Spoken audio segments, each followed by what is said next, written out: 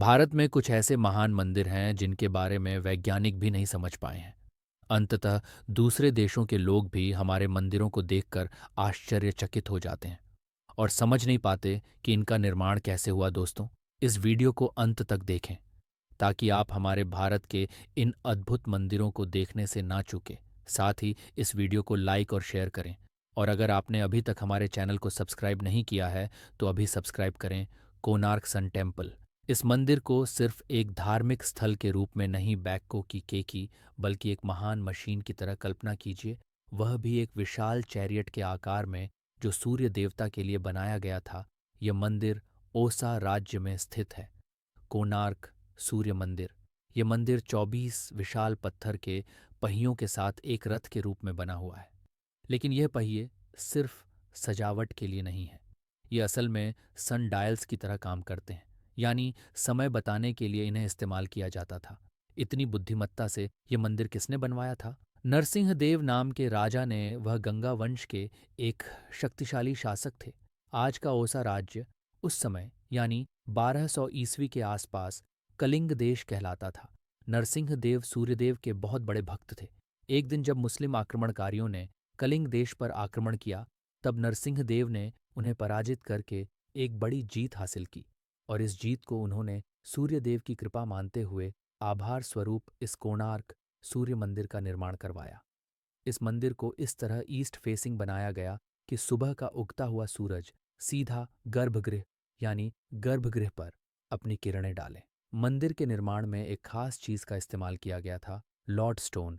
ये एक प्राकृतिक मैग्नेटिक स्टोन होती है। इन चुंबकीय पत्थरों की सहायता से सूर्य भगवान की मूर्ति को गर्भगृह में फ्लोटिंग यानी हवा में तैरती हुई स्थिति में रखा गया था। सोचिए कितनी एडवांस टेक्नोलॉजी थी उस समय। ये सब उस समय के गौरव की निशानी है। लेकिन अब वह वैभव नहीं रहा। आज उस मंदिर में हवा में तैरती हुई सूर्य भगवान की मूर्ति भी नहीं है। समय के साथ साथ और दुश्मनों के हमलों के कारण इस मंदिर को काफी हद तक नष्ट कर दिया गया। क्या आप सोच सकते हैं 800 साल पहले हमारे पूर्वजों ने इतनी अद्भुत टेक्नोलॉजी कैसे विकसित की होगी? कमेंट में बताइए। बहादीश्वरा टेम्पल, 1000 साल पहले कोई आधुनिक मशीनें या कन नहीं थी। हालांकि उस समय 80 टन वजनी ग्रेनाइट पत्थर को 200 फीट की ऊंचाई पर रखना कैसे संभव था? इसका उत्तर अभी तक किसी इतिहासकार के पास नहीं है। इतना ही नहीं, इस मंदिर से जुड़ी कोई भी ब्लूप्रिंट्स या पुख्ता इंजीनियरिंग डिटेल्स आज तक नहीं मिली है। फिर भी उस भारी पत्थर को इतनी परफेक्ट तरीके से ऊंचाई तक पहुंचाया गया। कुछ सिद्धांतों के अनुसार चोल राजवंश ने 4 किलोमीटर लंबा एक इंक्लाइंड रैंप बनवाया था और उसी रैंप के सहारे उस पत्थर को ऊपर ले जाया गया। लेकिन उस रैंप के भी आज तक कोई सबूत नहीं मिले हैं। अगर सोएं कि सैकड़ों मजदूरों ने उस पत्थर को ऊपर चढ़ाया तो भी वह काम लगभग असंभव लगता है। इतना ही नहीं, इस मंदिर की एक और खासियत है। इसमें कहीं भी सीमेंट का इस्तेमाल नहीं किया गया। बस पत्थरों को पत्थरों के साथ इंटरलॉक करके जोड़ा गया है। यही वजह है कि यह मंदिर इतने सालों से अर्थक्वेक, सुनामीज और भारी बारिश को सहन करते हुए आज भी मजबूती से खड़ा है। एक और रहस्य यह है कि इस मंदिर का गोपुरम दोपहर के समय धरती पर अपनी परछाई नहीं डालता। ऐसा बहुतों का मानना है, लेकिन असल में ये पूरी तरह से सच नहीं है। दोपहर में गोपुरम की छाया बहुत ही शॉर्ट होती है और मंदिर की संरचना में ही छुप जाती।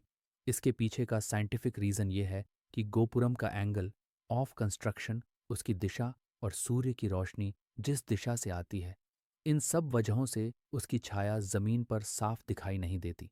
तमिलनाडु के तंजा में स्थित यह अद्भुत मंदिर 11वीं शताब्दी में राजराज चोल के शासनकाल में बनवाया गया था। लेपाक्षी टेम्पल, इस मंदिर में एक ऐसा रहस्य छुपा है जिसे आज तक साइंटिस्ट भी पूरी तरह समझ नहीं पाए हैं। वह रहस्य है हवा में लटकता हुआ खंभा, जिसे हैंगिंग पिलर भी कहा जाता है। यहाँ आने वाले भक्तों को भी पहले यकीन नहीं होता कि वाकई में यह खंभा जमीन को नहीं छूता है। इसलिए लोग इस खंभे के नीचे क्लॉथ या कागज डालकर खुद टेस्ट करते हैं और जब वह आसानी से खंभे के नीचे से निकल जाते हैं तब सब हैरान रह जाते हैं। ये खंभा सच में एयर में सस्पेंडेड रहता है और यही चीज़ भक्तों के साथ साथ इंजीनियर्स और आर्कियोलॉजिस्ट को भी चौंका रही है। कई बार इस स्तंभ की जांच की गई, लेकिन अब तक कोई भी इसके पीछे की सही इंजीनियरिंग लॉजिक को नहीं समझ पाया। यह लेपाक्षी मंदिर आंध्र प्रदेश के अनंतपुर जिले में स्थित है, जो इस अजूबे का घर बन गया है। कुछ विशेषज्ञों का मानना है कि यह खंभा शायद अर्थक्वेक प्रोटेक्शन के लिए खास तकनीक से बनाया गया होगा, यानी भूकंप के समय मंदिर की स्टेबिलिटी बनाए रखने के लिए इस तरह की एंटी ग्रेविटी इल्यूजन टेक्निक अपनाई गई होगी। इस अद्भुत मंदिर का निर्माण 16वीं शताब्दी में दो सेनापतियों वीरन्ना और विरुपन्ना ने करवाया था। ये दोनों विजयनगर एम्पायर के राजा अच्युत देवराय के लॉयल कमांडर्स थे। कैलासा टेम्पल, इस मंदिर की खासियत इतनी अद्भुत है कि जानकर हर कोई हैरान हो जाता है, क्योंकि आप यहाँ जो देख रहे हैं वह ये है कि पूरा मंदिर एक ही पत्थर को तराश कर बनाया गया है। ये एक पहाड़ी इलाका है और यहाँ से करीब 2 लाख टन पत्थर हटाया गया, तब जाकर यह भव्य मंदिर दिखाई दिया। अर्थात हमारे प्राचीन भारतीय मूर्तिकारों ने एक बड़े पत्थर को ऊपर से नीचे तक तराश कर इस मंदिर का निर्माण किया। महाराष्ट्र के एलोरा में स्थित यह कैलाश मंदिर राष्ट्रकूटा डायनेस्टी के राजा कृष्ण प्रथम के शासनकाल में बनवाया गया था। लगभग 756 से 773 ईस्वी के बीच राजा ने अपने प्रिय देवता शिव को समर्पित करते हुए इस